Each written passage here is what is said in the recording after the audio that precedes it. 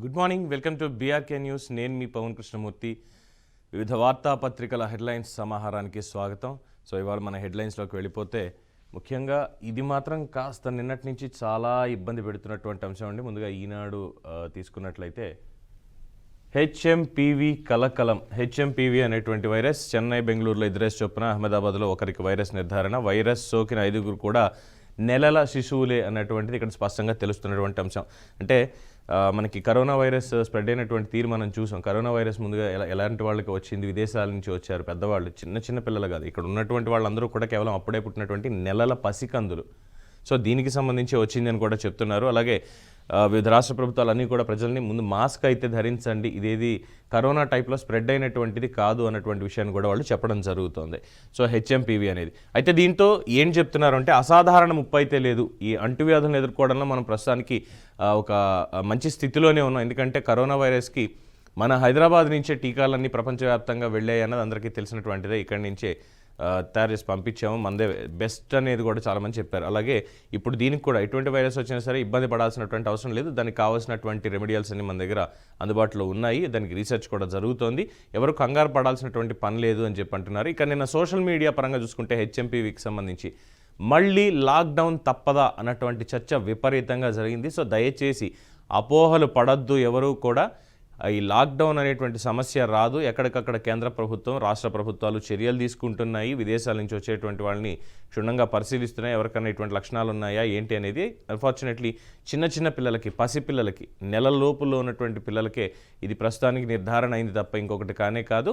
ముందుగా ఏ వదంతులు కూడా ఎవరు నమ్మాల్సినటువంటి పని లేదు. కేంద్ర ప్రభుత్వం ఎప్పటికప్పుడు ప్రకటనలు జారీ చేస్తోంది. ఇది వైరస్కి సంబంధించినటువంటిది.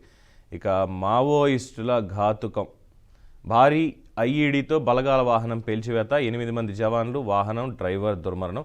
ఛత్తీస్గఢ్, బీజాపూర్ జిల్లాల్లో దుర్ఘటన. ఆపరేషన్ పూర్తి చేసుకుని వస్తున్న 12 వాహనాల కాన్వాయ్పై గురి. మృతులు డీఆర్జీ, బస్తర్ ఫైటర్ జవాన్లు. 2 ఏళ్లలో ఇదే అతిపెద్ద దాడి. భద్రాద్రి కొత్తగూడెం, ఖమ్మం జిల్లా చర్ల మండలానికి సంబంధించినటువంటి ఏరియా దగ్గర నారాయణపూర్, దంతెవాడ ఆ ఏరియాల్లో ఇప్పటికీ కూడా ఉంది. అయితే నిన్న కేంద్ర హోంమంత్రి అమిత్ షా ప్రకటన చేశారు, 2026 మార్చ్ ఆర్ ఆగస్టు మూమెంట్ కల్లా అసలు నక్సలైట్లు అనే వాళ్ళని కూడా లేకుండా చేస్తామని. మరి దాని ప్రకటన ఫలితం సారాంశమా ఇది, కౌంటర్గా వెళ్ళి చేసినటువంటిదా అనేది వివరాలు తెలియాల్సి ఉంది. ఇక పొన్నవోలు కుమారుడికి ఆగమేఘాల మీద గ్రానైట్ లీజు. వైకాపా సర్కారు జమానాలో పరుగులు పెట్టిన ఫైల్. 39 రోజుల్లో సిఫార్సు, 78 రోజుల ప్రాథమిక ఆమోదం, 11 నెలల్లో ప్రక్రియ పూర్తి. శ్రీకాకుళం జిల్లాలో గనులు కేటాయించిన గనుల శాఖ వెంకటరెడ్డి, ఆయనని అరెస్టు చేశారు అన్నటువంటి సంగతి అందరికీ తెలిసినటువంటి విషయమే. గనుల శాఖ వెంకటరెడ్డి గారి హయాంలో ఎటువంటి మతలబులు ఇవన్నీ జరిగాయి, ఏం జరిగాయి అన్నటువంటిది. ఇక విజయసాయిరెడ్డికి సంబంధించి 6 గంటలు 25 ప్రశ్నలు. వైకాపా ఎంపీ విజయసాయిరెడ్డి సుదీర్ఘ విచారణ. కాకినాడ సీపోర్ట్ సెజ్ను లాగేసుకున్న కేసులో ప్రశ్నలు సంధించిన ఈడీ తెలియదు, సంబంధం లేదు అంటూ తప్పించుకునేలా సమాధానాలు. అంటే ఆంధ్రప్రదేశ్లో కూటమి ప్రభుత్వం వచ్చిన తర్వాత గతంలో 5 ఏళ్ల పాటు విచ్చలవిడిగా వ్యవహరించినటువంటి వ్యవస్థల్లో ఉన్నటువంటి అధికారులు కావచ్చు, ఎమ్మెల్యేలు కావచ్చు, ఎమ్మెల్సీలు కావచ్చు, ఇప్పుడు మాజీ మంత్రులు కావచ్చు, జరిగినటువంటి అవినీతి అక్రమాల్లో విచారణకు పిలిపిస్తే చాలా చక్కగా ఒకటి చెప్తున్నారు. తెలియదు, సమాధానం లేదు, తెలియదు, గుర్తులేదు, మర్చిపోయా. తెలియదు, గుర్తులేదు, మర్చిపోయా, అయిపోయింది. చక్కగా మనకి న్యాయంలో ఉన్నటువంటి, న్యాయ సూత్రాల్లో ఉన్నటువంటి లొసుగులు ఏవైతే ఉన్నాయో, చట్టంలో ఉన్నటువంటి లొసుగులను ఆధారం పెట్టుకొని తెలియదు, గుర్తులేదు, మర్చిపోయా. ఆమ్నీషియా పేషెంట్లు అయిపోయారేమో వీళ్ళందరూ కూడా అనేటువంటి అనుమానాలు కూడా కలుగుతున్నాయి. ఎందుకంటే 14 ఏళ్ళ నుంచి నడుస్తున్నటువంటి కేసులకే దిక్కులేదు. ఇప్పుడు మళ్ళీ 5 ఏళ్లలో కేసులుగా అంటారా, ఇంకో 5 దశాబ్దాలు పడుతూ ఉంటుంది అనేది దానికి సంబంధించి. ఎనీవే దాన్ని మనం ఫర్దర్ పీపుల్ డిబేట్లో సుదీర్ఘంగా చర్చించే అవసరం ఉంది కాబట్టి దాన్ని పక్కన పెట్టేద్దాం. అండ్ ప్రతి ఇంటికి సౌర విద్యుత్తు నేను ఆల్రెడీ చెప్పుకున్నాం. కుప్పంలో చంద్రబాబు నాయుడు గారు తీసుకున్నటువంటి ఒక నిర్ణయం, మొత్తం దాన్ని పైలట్ ప్రాజెక్ట్గా తీసుకొని మన ఇళ్ల మీదనే సౌర ఫలకాలు ఏర్పాటు చేసి విద్యుత్తుని ఉత్పత్తి చేసి ఇంటి అవసరాలకు వాడుకోవడం, మిగతాది గ్రిడ్కి పంపించడం అనేటువంటి కార్యక్రమానికి ఆయన శ్రీకారం చుట్టారు. కుప్పంలో దీన్ని స్టార్ట్ చేశారు. తర్వాత రాష్ట్రం అంతా కూడా అమలు చేస్తామని చెప్పన్నారు. అలాగే వాట్సాప్ గవర్నెన్స్ తోటి సెల్ ఫోన్తోనే 150 రకాల సేవలు అందిస్తున్నారు అని చెప్తున్నారు ప్రభుత్వం ప్రకారం. అలాగే పకడ్బందీగా భూముల రీసర్వే, కుప్పం పర్యటనలో ముఖ్యమంత్రి వెల్లడించినటువంటి విషయాలు. నల్లమల అడవుల్లో భూగర్భ సొరంగం దాదాపు 27 కిలోమీటర్ల పొడవుల నిర్మాణం, లోపలికి వెలుపలికి మార్గాలు, అడవుల బయట గోదావరి బనకచెర్ల అనుసంధానం కోసం ఈ ప్రతిపాదనలు. సో గోదావరిలో 2000 నుంచి 3000 క్యూసెక్లు ఏవే వృధాగా వెళ్ళిపోతున్నాయో వాటికి సంబంధించి ఆ నీటిని మనం ఎలా ఒడిసి పట్టుకోవాలి, అట్లీస్ట్ అందులో ఒక పోర్షన్ ఒడిసి పట్టుకుంటే రాయలసీమ నుంచి ఉత్తరాంధ్ర వరకు కూడా దాహార్తిని తీర్చొచ్చు, పంటలకి మనకు ఉపయోగపడుతుంది, అలాగే తెలంగాణ కూడా మనం దాని ద్వారా హెల్ప్ చేయొచ్చు అనేటువంటి ఒక సత్సంకల్పంతో ఈ బనకచర్ల గోదావరి అనుసంధానం కోసం ప్రతిపాదనలో భాగంగా నల్లమల్ల అడవుల్లో భూగర్భ సొరంగం 27 కిలోమీటర్ల పొడవును ఏర్పాటు చేయాలనేటువంటి దానికి ప్రతిపాదనలు అయితే చెప్పారు. ఇక ఈనాడులో స్పెషల్ మనకి కార్టూన్ అనేది ఉంటుంది కాబట్టి మాకిరెడ్డి గారి కార్టూన్ చూసుకున్నట్టయితే హెచ్ఎంపీవీ వైరస్ కలకలం, హలో హ్యాపీ న్యూ ఇయర్ అంటూ వైరస్ ప్రపంచాన్ని మళ్ళీ ఒకసారి పలకరించింది అనేటువంటిది ఆయన చాలా వ్యంగ్యంగా మనకు చెప్పారు. ఇక లోపల పేజీలో చూసుకున్నట్లయితే కెనడా ప్రధాని ట్రూడో ప్రకటన, నేను వైదొలుగుతున్నాను, వారసుని ఎన్నుకునేదాకానే కొనసాగుతానని చెప్పి మన కెనడా ప్రధాని చెప్పినటువంటిది. అలాగే 2 సార్లు పదవిలో ఉంటే ఓ బెడత విరామం, నెల రోజుల్లో నామినేటెడ్ పదవుల భర్తీ, నాయకులు కార్యకర్తలతో మంత్రి నారా లోకేష్. నామినేటెడ్ పదవులకు సంబంధించి అసంతృప్తులు ఎవరైనా ఉంటే వాళ్ళకి ఇది కాస్త ఊరట కలిగించేటువంటి అంశంగా కనిపిస్తోంది. అలాగే సంక్రాంతికి ముందే కోడి పందాల జోరు, ఉమ్మడి పశ్చిమ గోదావరి జిల్లాల్లో రాత్రి వేళల్లో నిర్వహణ పట్టించుకొని పోలీసు యంత్రాంగం. ఇది ఎప్పుడూ కామనే, కోడి పందాలు అనేవి సాంప్రదాయబద్ధంగా వస్తున్నటువంటివి.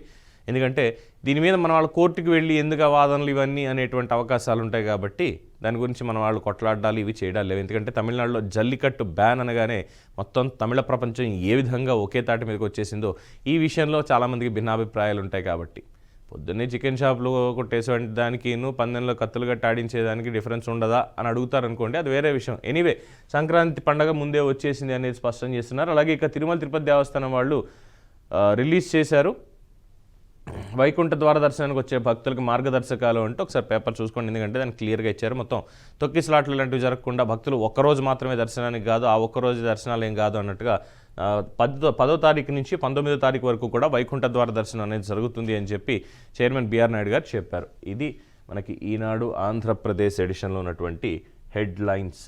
అండ్ దెన్ తెలంగాణకు చూసుకున్నట్లయితే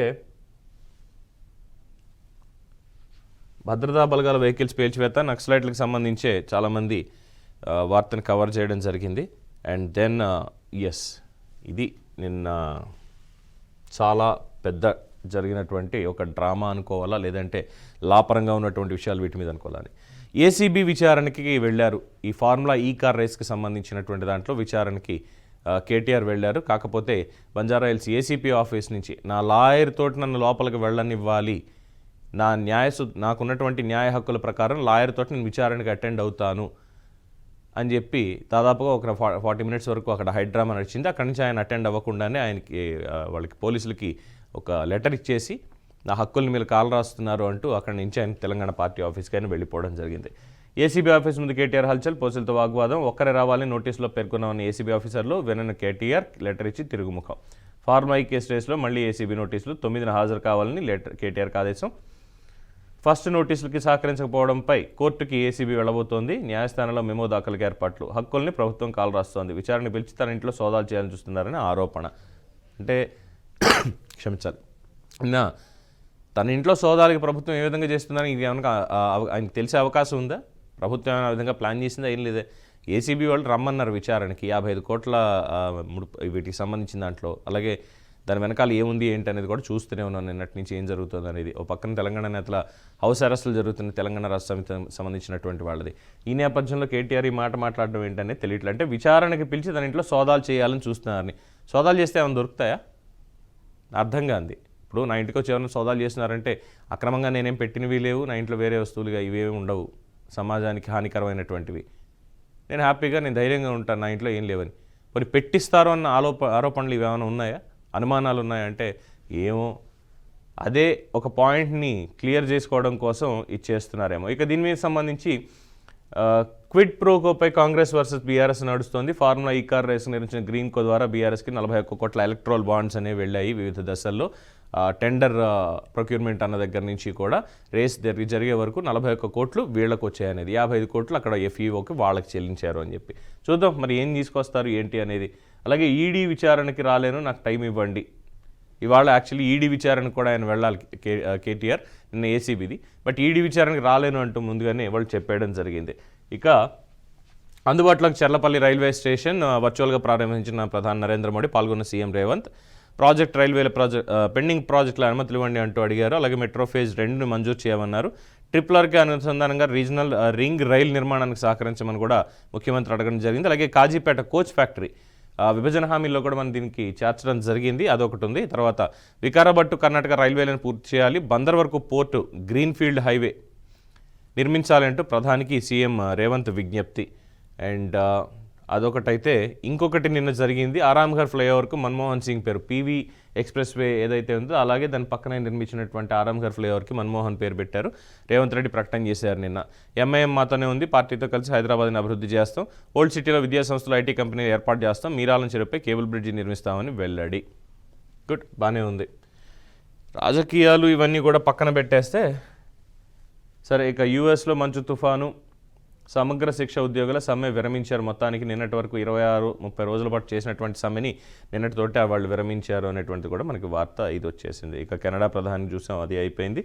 పాతదే వైరస్, టెన్షన్ అవసరం లేదు. ఇక మార్కెట్లో భయాలు, సెన్సెక్స్ 1250 పాయింట్లు డౌన్, 388 పాయింట్లు నష్టపోయిన నిఫ్టీ, 10.9 లక్షల కోట్ల ఆవిరి. ఇక రాష్ట్రంలో ఓటర్లు 3,35,00,000, అత్యధికంగా శేర్లింగపల్లి నియోజకవర్గం 7.65 లక్షల మంది, అత్యల్పంగా భద్రాచలంలో 154,134 మంది మాత్రమే. బీసీ లెక్కలపై రిపోర్ట్ సంక్రాంతిలోపే జరగాలి. రాష్ట్రంలో 56% బీసీలు ఉన్నారు. కులగణనతో తేలింది అంటున్న ప్రభుత్వ వర్గాలు, కేబినెట్లో ఆమోదించే అవకాశం ఉంది. తరువాత నిజామాబాద్ సిటీలో భూమాయ TUFIDC ఫండ్స్ తోటి వెంచర్లో వేసినటువంటి బ్రిడ్జి, 272 ఎకరాల భారీ వెంచర్లో అడుగడుగున అక్రమాలు, 30 ఎకరాలకు పైగా ప్రభుత్వ భూముల కబ్జా.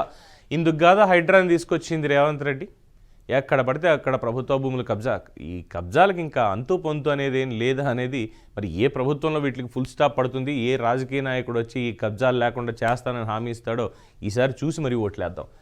అయిన తర్వాత ఇక ఈనాడు తెలంగాణ ఎడిషన్ చూసినట్లయితే సేమ్ ఇదే మనం చూసాం, HMPV కలకలం ఉంది. అలాగే బుల్లెట్ రైలుకి సంబంధించి నిన్న ప్రధాని నరేంద్ర మోడీ వర్చువల్గా ఓపెన్ చేసింది. అలాగే పాత బస్తీకి సంబంధించి నిన్న ఈ ఆరాంఘర్ ఫ్లైఓవర్కి సంబంధించి ముఖ్యమంత్రి రేవంత్ రెడ్డి చేసింది. ప్రధానికి పెట్టినటువంటి అర్జీలు, అలాగే మరో మలుపు ఫార్ములా రేస్కి సంబంధించినటువంటి దాంట్లో ఇక మావోయిస్టుల ఘాతకం, మొత్తం ఎంతమంది చనిపోయారు ఏంటి అనేటువంటి దాని మీద తిరుమల తిరుపతి దేవస్థానాల ప్రకటన, ధరణి అవకతవకలపై ఫోరెన్సిక్ ఆడిట్, ఇది కొత్త న్యూస్ అనుకోవాలి. దీంట్లో పోర్టల్ జరిగిన అక్రమ వ్యవహారాల మీద విచారణ, డిజిటల్ లావాదేవీల్లో చేతులు మారిన భూముల చరిత్ర వెలికితీత. మొత్తానికి ధరణి మీద కూడా రేవంత్ రెడ్డి సర్కార్ కాస్త కన్ను పడింది. అంటే దీన్ని చేంజ్ చేసి ఆల్రెడీ భూభారత్ అనేటువంటి దాన్ని కూడా తీసుకొచ్చారు కాబట్టి మరి దీంట్లో జరిగినటువంటి అవినీతిని బయటపెట్టేటువంటి కార్యక్రమాన్ని ప్రభుత్వం పెట్టుకుంది. సో ఇవి ప్రధానంగా ఉన్నటువంటిది. ఇక ఆంధ్రజ్యోతి చూసుకున్నట్లయితే ONGCకి టోకరా, 5 ఏళ్లలో 370 కోట్లకి కుచ్చుటోపి, కడప వ్యాపారుల సిండికేట్ నయాదందా, కొత్త క్రైమ్ని వెలికితీశారు ABNలో. బైరటీ సరఫరాలో గోల్మాల్ జరిగింది అని, C గ్రేడ్ కొని B గ్రేడ్గా అమ్మకం, MDC నుంచి టన్ను 2,000 చొప్పున కొనుగోలు, ఇది దీనికి సంబంధించింది. వైసీపీకి చెందినటువంటి కడప జిల్లా నేతలు ఏపీ MDCకి కోట్లాది రూపాయలు, మొత్తం 370 కోట్ల రూపాయలు. ONGCకి ఏం జరుగుతుందో ఇక దేవుడికే తెలియాలి. సరే, ఇక్కడిక మళ్ళీ TTD ఈ దర్శనాలకు సంబంధించినటువంటి ప్రకటనలు, తర్వాత కెనడా ప్రధానిది జస్టిన్ ట్రూడో రాజీనామా అన్నటువంటిది. ఇక విజయసాయిరెడ్డిపై ఈడీ ప్రశ్నల వర్షం, కాకినాడ డీల్పై సుదీర్ఘ విచారణ, అనూహ్యంగా సండూర్ దీనికి సంబంధించి కూడా ప్రశ్నలు వేశారు. పెట్టుబడులు ఎక్కడ వినారో తెలియదు, గుర్తులేదని దాటవేత. A2గా ఆడిటర్గా ఉంటూ తెలియదంటే ఎలా అంటూ ఎన్ఫోర్స్మెంట్ డైరెక్టరేట్ ప్రశ్న. ప్రజాప్రతినిధుల కోర్టులో జగన్కి ఎదురుదెబ్బ, పాస్పోర్ట్ పిటిషన్ కొట్టివేత, గడువు ముగిసినందున కొత్తగా దరఖాస్తు చేసుకోవాలని ఆదేశం. HMPV సేమ్ నక్సలైట్లకు సంబంధించి 2 పిల్లలను హతమార్చి టెక్కీ దంపతుల ఆత్మహత్య, బెంగళూరు సదాశివనగర్లో దారుణం, కుమార్తె ఆరోగ్య సమస్యలతోటే వేదన. ఇది బాగా ఎక్కువైపోతుంది ఈ మధ్య సమాజంలో. పిల్లల్ని చంపేసి తల్లిదండ్రులు చచ్చిపోవడం అనేటువంటిది, వారికి ఆరోగ్య సమస్యలా, ఆర్థిక సమస్యలా ఏంటి అనేటువంటిది పక్కన పెట్టేస్తే ఇటీవల కాలంలో ఇది కాస్త ఎక్కువవుతోంది. దీనికి సంబంధించి ప్రభుత్వాలు కూడా కొంచెం చర్యలు తీసుకొని కౌన్సిలింగ్, సోషల్ కౌన్సిలింగ్ అనేది ప్రతి ఒక్కరికి ఇప్పించగలిగితే, అలాగే ఇంట్లో ఉన్నటువంటి వాళ్ళు కూడా ఎవరి ఇబ్బందులు ఏంటి, అసలు ఏం జరుగుతోంది అనేది సామరస్యపూర్వకంగా కూర్చుని మాట్లాడుకున్నట్లయితే ఇబ్బంది ఉండేటువంటి అవకాశం ఉండదు. ఇటువంటి నిర్ణయాలు తీసుకునేటువంటి అవకాశం అస్సలు ఉండదు. ఎందుకంటే సరే, పెద్దవాళ్ళు వాళ్ళు ఏదో జీవితాలు చూశారంతా అయిపోయింది, పాపం చిన్నపిల్లలు మాత్రం ఏం చేశారు. కుటుంబ సమస్యలు లేదు ఆరోగ్య సమస్య అయితే దానికి వైద్యం అందుబాటులో ఉంటుంది. ప్రభుత్వం ఉంది, ప్రభుత్వానికి అర్జీ పెట్టుకోవచ్చు, ఇలాంటివి చేయొచ్చు. దానికి ఎవరికైనా చెప్పి చేస్తేనే కదా. అంతేగాని క్షణంలో నిర్ణయం తీసుకుని ప్రాణాలు పోగొట్టేసుకుంటామంటే, వాళ్ళ ప్రాణాలు తీసేస్తామంటే తప్పు కదా. అది ఆలోచించాలి కదా. సో ప్రతి ఒక్కరు కాస్త మానవతా దృక్పథం, సామాజిక స్పృహ అందరూ కలిగి ఉండాలి అనేటువంటిది ఒక పాయింట్. భర్త చనిపోయి 6 రోజులైనా ఒకే ఇంట్లో ఉంటూ గుర్తించినటువంటి భార్య, ఇలాంటి వార్తలు కూడా ఈ మధ్య బాగా ఎక్కువైపోతున్నాయి. సరే, నేను అది పక్కన పెట్టేస్తే ఇక సాక్షికి సంబంధించి ఏం వేశారు, విత్తనాలకు రెక్కలు వచ్చే స్పేడెక్స్లో భాగంగా అంతరిక్షంలోకి పంపించిన అలసంద విత్తనాలకి ఆకులు రావడంతో ఇస్రో సంతోషం వ్యక్తం చేసింది. కంగ్రాచులేషన్స్ ఇష్యూ, స్పేస్లో కూడా మొక్కలు మొలిపించారు. కాకపోతే ఇక్కడ ఉన్నటువంటి ప్రభుత్వాలే రైతుల పొలాల్లో మాత్రం మొక్కలు సరిగ్గా మొలిపించలేకపోతున్నాయి. ఆ రైతులకి పూర్తి స్థాయిలో భరోసా అనేది ఇవ్వలేకపోతున్నాయి. ఏ రాజకీయ పార్టీనైనా సరే, అన్ని రాజకీయ పార్టీలని విమర్శించడం ఇది. రైతును పట్టించుకోవట్లా. కడుపు నిండా రోజు 3 పూటలు తింటున్నాం. ఆ పండించేటువంటి రైతుకి పడేటువంటి ఆరుగాలంకి పడేటువంటి కష్టానికి కనీస మద్దతు ధర అన్నటువంటిది ఏర్పాటు చేయలేకపోతున్నాం. ఎన్ని ప్రభుత్వాలు వచ్చినా, ఎన్ని తరాలు అయిపోయినా సరే. రైతే రాజు, జై జవాన్ జై కిసాన్ అన్నటువంటి నినాదంతో ఉంది మన భారతదేశం. అలాంటిది ఈరోజు జై జవాన్ అనడానికి లేదు, జై కిసాన్ అనడానికి లేకుండా అయిపోయింది అంటున్నారు చాలామంది. రైతును పట్టించుకోండి అయ్యా ప్రభుత్వాలన్నీ కూడా అంటూ, ఎక్కడి నుంచి ఢిల్లీ నుంచి గల్లీ దాకా కూడా రైతును పట్టించుకోండి అని. ఇది ఇలాగే కొనసాగితే కనుక రేపన్న రోజు రైతు అంటే ఎలా ఉంటాడంటే, వెళ్ళి మ్యూజియంలో చూపించాల్సి వస్తుందేమో తర్వాతి తరాలకి. అఫ్కోర్స్ అంతరిక్షంలో పెంచుతున్నాం కాబట్టి ఇక్కడ ఎందుకు, అక్కడికే పోయి బతుకుదాం అంటారా, మనకి భూమి అవసరం లేదేమో అన్నటువంటి అనుమానాలు కూడా వస్తాయి. ఎనీవే, కంగ్రాచులేషన్స్ ఇస్తూ చాలా కొత్త ప్రయోగం చేశారు, సక్సెస్ అయ్యారు. ఇలాంటివి ఎన్నో ఇంకా జరగాలి ఆవిష్కరణలు ఇస్రో నుంచి అనేది మనస్ఫూర్తిగా కోరుకుందాం. ఇక ఢిల్లీ సీఎం అతిశీ కంట కన్నీరు, తన తండ్రిపై బీజేపీ నేత రమేష్ చేసిన వ్యాఖ్యలు. అనవసరంగా ఏడుస్తోందండి ఆవిడ. ప్రతి ఒక్కళ్ళు ఆరోపణ చేస్తూనే ఉంటారు. రాజకీయాల్లో ఉన్నప్పుడు వాళ్ళ ఆరోపణలు, వీళ్ళు ప్రత్యారోపణలు, వాళ్ళు దీని మీద, వీళ్ళు దీని మీద. నిన్న ఎవరు అన్నట్ట, కుదిరితే ఫలానా ముఖ్యమంత్రిని ఏదో అన్నారు, హీరోయిన్ బుగ్గలతో పోల్చి అలా ఉంటారు ఇది అని. రోడ్లు వాళ్ళతో రోడ్లు ఇలా చేస్తాను నేను, నాకు అవకాశం ఇస్తే అంటూ నాకు నోరా తాటిమట్ట తెలియనటువంటిది. ఛత్తీస్గఢ్లో అవినీతిని వెలుగులోకి తెచ్చిన జర్నలిస్ట్ ముఖేష్ను చంపేసిన ఉదంతంలో విస్తుగొల్పే విషయాలు. చిత్రవద చేసి చంపారు. నిజాలు తీసుకొస్తే ఇలాగే ఉంటుందేమో చివరికి రిజల్ట్ అనేటువంటిది. భార్యకే పెన్షన్, భర్తకు టెన్షన్. స్పౌజ్ కేటగిరీ పింఛన్లపై కూటమి సర్కార్ నిర్ణయం. పింఛన్ లబ్ధిదారుడు చనిపోతే భార్యకు మాత్రమే ప్రయోజనం వర్తింపు. భార్యను పోగొట్టుకుని ఇప్పటికీ పెన్షన్ రాకున్నా భర్తకు మొండి చెయ్యే. అంటే ఏంటి ఇప్పుడు, భార్యా బాధితుల సంఘం అనేది చూసాం, ఇప్పుడు దానిలో భాగంగా ఇలాంటివి ఏమైనా తీసుకొస్తున్నారా? భర్త చనిపోతే భార్యకు పెన్షన్ సైతం గత నవంబర్ 1 తర్వాత నుంచి అమలు చేశారు. నవంబర్ 1 నుంచి డిసెంబర్ 15 మధ్య దాదాపు 23,000 మంది లబ్ధిదారులు మృతి చెందారు. కానీ అందులో 5,401 మందికి కొత్త పెన్షన్లు ప్రభుత్వం ఇచ్చిందిట. ఈ పెన్షన్ల గోల, ఇస్తే ఒక గోల, ఇవ్వకపోతే ఒక గోల అన్నట్టుగా తయారైంది. కోర్టుల కన్నా ఎక్కువ అనుకుంటున్నారా? Social media activist Varra Ravinder Reddy అక్రమ నిర్బంధం వ్యవహారంలో పోలీసుల తీరుపై హైకోర్టు నిప్పులు జరిగింది. పోలీసులు మొదటి నుంచి తమ ఆదేశాలకు విరుద్ధంగా వ్యవహరిస్తున్నారంటూ మండిపడింది. ఈ వార్త మీద నాకు అనుమానంగానే ఉంది. కోర్టు వారు కాస్త దీన్ని పరిగణలోకి తీసుకొని వాస్తవాలు ఏంటి అనేది బయట పెట్టాలి. ఈ వర్రా రవీందర్ రెడ్డి అక్రమంగా నిర్బంధం అనేది వీళ్ళు అంటూ ఉంటే, అక్కడ ఎఫ్ఐఆర్ కాపీలు చూపించి సోషల్ మీడియాలో అమనాభూతులు తిట్టినటువంటి దానికి అరెస్ట్ చేశాం బాబు, దాంట్లో ఇగో ఇలాంటివి కూడా ఉన్నాయి.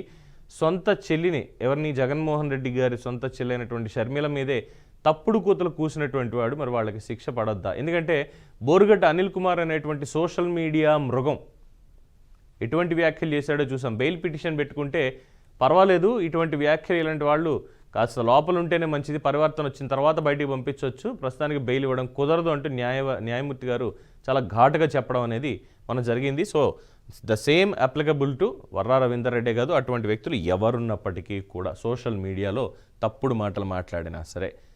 ఇక ఇంట్లో మంటలు, అక్కా చెల్లెళ్ళ దుర్మరణం, షార్ట్ సర్క్యూట్. ఈ మధ్య షార్ట్ సర్క్యూట్లు చాలా ఎక్కువ అవుతున్నాయి. హైరైజ్ అపార్ట్మెంట్లు లేదు, పూరి గుడిసెలు లేదు. మరి కరెంట్ అంత క్వాలిటీగా ఉంటుందా, వైర్లు అంత నాసిరకంగా ఉంటున్నాయో తెలియదు. ఇక భారత్లో హెచ్ఎంపీవి ప్రతి ఒక్కళ్ళు ఇది బాగా కవర్ చేశారు. మహమ్మారి కాదు, మామూలు వైరస్సే, ఎవరూ స్ప్రెడ్ చేయట్లేదు. Okay, very good.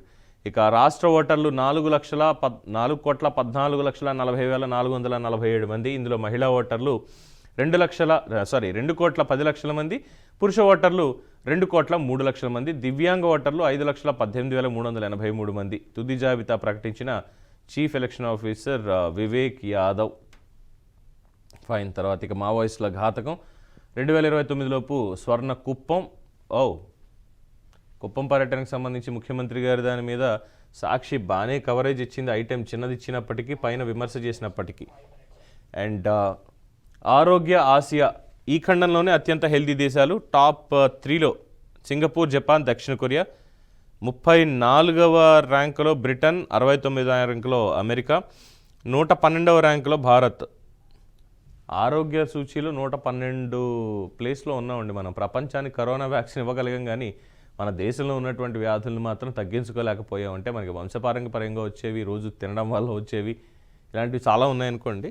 సో దాంట్లో అగ్రస్థానం సింగపూర్దే. ఆయుర్దాయంలో కూడా గ్లోబల్ హెల్త్ ఇండెక్స్ 2024 నివేదికలో వెల్లడి. అమెరికాను హడలిస్తున్న మంచు. స్టాట్యూ ఆఫ్ లిబర్టీ కూడా చలి కాచుకుంటుందని. చాలా గుడ్ కాటన్, మంచి బాగుంది అది. ఇక ఈ గుడ్డు చాలా కాస్ట్లీ. పందెం కోడి గుడ్డు ధర 400 నుంచి 700. ఇతర జిల్లాల నుంచి తీసుకొచ్చి మరీ పెంపకం. గుడ్డు పొదిగేందుకు ప్రత్యేక పెట్టలు. ప్రకాశం జిల్లా కొత్తపట్నం సింగరాయకొండ మండలంలో పెంపకం. సంక్రాంతికి ఈ గుడ్లు పెట్టుకునేవాడు బాగా పనిచేస్తారు. అఫ్కోర్స్ అంటే ఈ గుడ్డును చూస్తుంటే ఏపీలో ఒక గుడ్డు కథ గుర్తొస్తుంది. అప్రస్తుతం అయినప్పటికీ కూడా అదే గుర్తొస్తుంది అనుకోండి, అది వేరే విషయం. ఇక సూపర్ 6 హామీలు ఎప్పుడు నెరవేరుస్తారు? మంత్రి లోకేష్ని నిలదీసిన మహిళలు. ఇది నేను కూడా నిలదీయాలని అనుకుంటున్నా. 6 నెలల పైన అయిపోయింది. పెన్షన్లు ఇచ్చారు, మరి ఉచిత బస్సు ఎక్కడా, లేదంటే తల్లికి వందనం అన్నారు, అవి ఎప్పుడు ఇస్తారు? ఆర్థికంగా పరిస్థితి ఏంటి? కొత్త పెట్టుబడులు ఎలా వచ్చాయి? ఆదాయం ఎలా పెరిగింది? మరి ఎప్పుడు ఇది చేస్తారు? అలాగే 18 ఏళ్ళు నిండిన మహిళలకి ప్రతి నెల 1500 ఎప్పుడు ఇస్తారు అని చెప్పి కూడా ఆగ్రహం వ్యక్తం చేశారట. తల్లికి వందనం ఎందుకు అమలు చేయలేదని ప్రశ్నల వర్షం ఇచ్చారట. ఉచిత బస్సు ఎప్పుడు ఎక్కడ అంటూ అక్క చెల్లెమ్మల నిలదీత. పశ్చిమ గోదావరి జిల్లా పర్యటనలో కంగుతిన్న లోకేష్. ప్రభుత్వం వద్ద నిధులు లేవంటూ సమాధానం దాటవేత. నిధులు లేవంటూ సమాధానం చెప్పారు కదా, ఇక్కడ దాట వేసింది ఏముంది? నిధులు లేవు అంటే లేవని చెప్పారు, వచ్చిన తర్వాత అమలు చేస్తారేమో, అంతే కదా. ప్రతిదానికి బట్టలు నొక్కుంటూ వెళ్ళిపోయి కేంద్రం నుంచో ఇంకో చోట నుంచి అప్పు తీసుకొచ్చేసి ఇవ్వడానికి ఆల్రెడీ ఉన్న అప్పులు కట్టడానికే సరిపోవట్లేదురా నాయన, కొత్తవి ఎక్కడ తీసుకురావాలన్నట్టుగానే ఉన్నారు. దాన్ని కూడా ఆలోచించాలి కదా, ప్రజలు కాస్త ఆలోచించండి. అంటే ఇది కేవలం వైఎస్ఆర్సీపీ బాధనే ఇక్కడ ఎక్స్పోజ్ చేసినట్టుగా కనిపిస్తోంది తప్పితే ఇది ప్రజల యొక్క బాధని ఎక్స్పోజ్ చేసినట్టుగా అయితే కనిపించడం లేదు. ఇక్కడ ఆగ్రహం వ్యక్తం చేస్తున్నట్లేదు, కూర్చొని చక్కగా మాట్లాడుతున్నట్టుగానే ఉంది అక్కడ వాళ్ళతోటి. ఉండి మాజీ ఎమ్మెల్యే రామరాజు కూడా వెనకాలే ఉన్నారు. ఆ ఫోటోలు చూసినట్టయితే పథకాలు మీరు ఎప్పుడు అమలు చేస్తారని అడిగితే అడిగి ఉండొచ్చు. నిలదీయడం అనేది అందులో ఏం లేదు, ఎందుకంటే ఆర్థిక పరిస్థితి రాష్ట్రానికి ఎలా ఉంది ఏంటని చూస్తున్నారు. రోజు గుంతల రోడ్లు పోయి మామూలు రోడ్లు ఏ విధంగా వచ్చాయో చూస్తున్నారు. సో అభివృద్ధి అనేది జరుగుతోంది. అట్ ద సేమ్ టైం ఉన్నటువంటి కార్యక్రమాలు, మౌలిక సదుపాయాల ఏర్పాటు, వీటికి సంబంధించి ప్రతి నియోజకవర్గంలో కూడా మంత్రులు కానీ ఎమ్మెల్యేలు కానీ కూటమికి సంబంధించి అందరూ కూడా ఒక ప్రణాళిక ప్రకారం ముందుకు వెళ్తున్నారు. ఈ వెళ్తున్నటువంటి నేపథ్యంలో కొన్ని పథకాలు maybe or may not be ఆలస్యం అవ్వచ్చేమో, అట్ ద సేమ్ టైం అవ్వచ్చేమో అని ప్రభుత్వాన్ని సమర్థించినప్పటికీ అలవి కాని హామీలు ఎందుకు ఇచ్చారు అంటూ విమర్శించాల్సిందే. ఇది మేము చెయ్యగలము ఆర్ చెయ్యలేము ఏదో ఒకటి చెప్తే అయిపోయేదానికి అది పక్కన పెట్టేసి ఇవేమీ లేకుండా ఇది ఇచ్చేస్తాం అది ఇచ్చేస్తాం, ఇది ఏ ప్రభుత్వం అయినప్పటికీ కూడా ఖచ్చితంగా వాళ్ళని నిలవేయాల్సిందే. దాని మీద ఒక క్లారిటీ అనేది ప్రభుత్వం నుంచి మనం తెచ్చుకోవాల్సిన అవసరం ఎంతైనా ఉంది. సో ఇది తర్వాత విత్తనాలకు రెక్కలు ఢిల్లీ సీఎం పాపం. వెండికి కూడా హాల్ మార్క్ పరిశీలించాలి అంటూ BISకు మంత్రి ప్రహ్లాద్ జోషి సూచన. భయం పుట్టించాడు బుమ్రా, అసాధారణ బౌలింగ్ ఆశిస్తో సిరీస్లో ఎన్నో రికార్డులు. కరెక్టేలేండి, ఓడిపోయిన దాంట్లో రికార్డులు మనం వెతుక్కొని పాజిటివ్గా ఫీల్ అవ్వాలి తప్పితే ఏం లేదు. అఫ్కోర్స్ అక్కడ ఉన్నటువంటి పిచ్ వ్యవహారం ఏంటి, ఎలా ఉంది, మన వాళ్ళ ఫిట్నెస్లు ఎలా ఉన్నాయి, ఎందుకని చెప్పి మొత్తం ఫెయిల్ అయ్యారు ఆస్ట్రేలియా టెస్ట్ సిరీస్ టూర్లో, ఇవన్నీ కూడా వాళ్ళు పరిగణలోకి తీసుకోవాలి. అలాగే చాలామంది కోచ్ గంభీర్ మీదే ఆరోపణలు చేస్తున్నారు. At the same time Virat Kohli ఉన్నప్పుడు దూకుడు ఉండేది, ఆ దూకుడు కనిపించట్లేదు. రోహిత్ శర్మ క్యాప్టెన్సీలో ఏమన్నా లోపాలు ఉన్నాయా, ఆర్ఎల్స్ ఎందుకు హిట్ మ్యాన్ ఫెయిల్ అవుతున్నాడు అన్నటువంటి విశ్లేషణలు కూడా జరుగుతున్నాయి. సో వచ్చిన తర్వాత కూర్చుని చర్చించుకుని ఏంటి అనేది ఆలోచించి నిర్ణయాలు తీసుకొని మళ్ళీ భారత క్రికెట్కి పునర్వైభవం తీసుకొచ్చేటువంటి ప్రయత్నం క్రీడాకారులు చేస్తారనేటువంటిదే భావిద్దాం. ఇది ఒకటి. ఇక మేజర్లీ అన్నీ కవర్ చేసుకున్న హెడ్లైన్స్ అనేవి. ఇది ఒకటి గుర్తు చేసుకోవాలండి, నిన్న తురకా కిషోర్ అనేటువంటి వ్యక్తిని అరెస్ట్ చేశారు అనేది చూసాం. గతంలో ఆ, బోండా ఉమా వాళ్ళ మీద చేసినటువంటి దాడి విజువల్స్ కూడా నిన్న మీరు చూసారు ఎలా ఉంది ఏంటి అనేది. మరి అలాంటి వాళ్ళని అరెస్ట్ చేసి తీసుకెళ్తుంటే వైసీపీ వాళ్ళకి ఎందుకు నొప్పో నాకు తెలియదు. వాళ్ళని అరెస్ట్ చేస్తుంటే అదిగో మా వాళ్ళని అరెస్ట్ చేసేస్తున్నారా అంటూనే గగ్గోలు పెట్టేస్తూ వస్తున్నారు. ఇక పందాలు సంక్రాంతి వచ్చేసిందండో. మొత్తం రాష్ట్ర వ్యాప్తంగా ఎక్కడ పడితే అక్కడ తెనాల నుంచి మొత్తం అన్ని చోట్ల కూడా పందాలు అనేవి జరుగుతున్నాయి. దానికి సిద్ధంగా ఉన్నాయి కోళ్ళు అనేది కూడా తెలుస్తోంది. మొత్తానికి 3 కోట్ల పైచిలుకు ఓటర్లతో తెలంగాణ, 4 కోట్ల పైచిలుకు ఓటర్లతో ఆంధ్రప్రదేశ్ 7 కోట్ల మంది సంక్రాంతి పండుగలకి వేచి ఉన్నారు, సిద్ధంగా ఉన్నారు. ప్రభుత్వాలు ఉచిత బస్సులు కానీ లేదంటే ఎక్కువ బస్సులు నడపడానికి ప్రయత్నాలు కూడా చేస్తున్నాయి. ఇవి ఈరోజు మనకు ఉన్నటువంటి హెడ్లైన్స్. ఎస్, ఒకసారి తిరుమల తిరుపతి దేవస్థానం మనం ఒకసారి చూసినట్లయితే మళ్ళీ ఒకసారి భక్తులందరికీ కూడా, ఎందుకంటే క్రౌడ్ బాగా ఎక్కువ ఉంటే మళ్ళీ అక్కడ వాళ్ళు తీసుకునేటువంటి నిర్ణయాలు వీటికి ఇబ్బందిగా అయ్యేటువంటి అవకాశం ఉంటుంది. కాబట్టి శ్రీవారి ఆలయంలో వైకుంఠ ద్వార దర్శనానికి వచ్చే భక్తులకి మార్గదర్శకాలు మొత్తం 10 నుంచి 19 వరకు మీకు ఈ వైకుంఠ ద్వార దర్శనం అనేటువంటిది జరగబోతోంది. మొత్తం 7 లక్షల మందికి పైగా భక్తులు దీనికి వచ్చేటువంటి అవకాశం ఉంది, దర్శనం చేసుకునే అవకాశం ఉందని కూడా చెప్తున్నారు. ప్రతి ఒక్కళ్ళు కూడా మాస్క్ ధరించండి, చేతులు శుభ్రంగా కడుక్కుంటూ ఉండండి. ఎందుకంటే హెచ్ఎంపీవీ వైరస్ వచ్చినటువంటి నేపథ్యంలో టీటీడీ వాళ్ళు కూడా మార్గదర్శకాలు కొన్ని జారీ చేయడం జరిగింది. టికెట్లు ఎక్కడెక్కడ దొరుకుతాయి అనేటువంటి కేంద్రాలు కూడా స్పష్టంగా చెప్పారు. Jeevakona ZP high school, MR Palli ZP high school, Ramachandra పుష్కరిణి, రామనాయుడు హై స్కూల్ ఎదుర్కొండ, బైరాగిపట్టడ, ఇందిరా మైదానం, శ్రీనివాస కాంప్లెక్స్ తిరుపతి, విష్ణు నివాసం Tirupati, Bhudevi complex Tirupati, Balaji Nagar community hall Tirumala స్థానికులకు మాత్రమే బాలాజీ నగర్ కమ్యూనిటీ హాల్లో ఇస్తారు అనేది టీటీడీ వాళ్ళు చెప్తున్నటువంటి అంశం. సో ఈ దర్శనానికి, వైకుంఠ ద్వార దర్శనానికి వెళ్ళేటువంటి వాళ్ళు తగు జాగ్రత్తలు తీసుకోండి. టికెట్లు ఎక్కడ దొరుకుతాయి ఏంటి అనేది ప్రకటన తిరుమల తిరుపతి దేవస్థానం వారు జారీ చేయడం జరిగింది. దాని ప్రకారం వెళ్ళి స్వామివారి దర్శనం చేసుకోండి. ఇవి ఈరోజు ప్రముఖ దినపత్రికల్లో ఉన్నటువంటి వార్తల హెడ్లైన్స్. ఫర్ ద పీపుల్ డిబేట్లో మళ్ళీ కలుద్దాం. Until then keep watching BRK news, తెలుగోడి సత్తా.